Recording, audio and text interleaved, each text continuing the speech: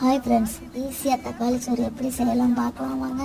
அதுக்கு ஒரு பாத்திரத்தில் 4 ஸ்பூன் ஆயில் ஊற்றி அதில் கடுகு பெருஞ்சீரகம் போட்டு தாளித்து ஒரு கைப்பிடி அளவு சின்ன வெங்காயம் 4 பச்சை மிளகாய் 2 பூண்டு தட்டி போட்டு கொஞ்சம் கருவேப்பிலை போட்டு நல்லா வதக்கணும். வதங்கியதும் 2 பெரிய தக்காளி நறுக்கி வச்சுருக்கேன், அதையும் போட்டு அதோட கொஞ்சம் உப்பு, 1/2 ஸ்பூன் மிளகாய்த்தூள், 1/4 ஸ்பூனுக்கு கொஞ்சமாக மஞ்சள் தூள் போட்டு நல்லா தக்காளி குழையிற அளவுக்கு நல்லா வதக்கி பச்சை ஸ்மெல் போகவும் நான் 1 டம்ளர் பொன்னி அரிசி ஊற வச்சுருக்கேன். அதுக்கு 3 டம்ளர் தண்ணி ஊற்றி நல்லா கொதிக்க விடணும். நல்லா தளன்னு கொதித்து வரும்போது நம்ம கழுவி வச்சுருக்க அரிசியவும் போட்டு நல்லா கொதிக்க விடணும். ஒரு 5 நிமிஷம் நல்லா கொதித்ததும் அப்படியே சிம்மில் ஒரு 5லேருந்து 7 நிமிஷம் அப்படியே சிம்மில் வச்சிடணும்.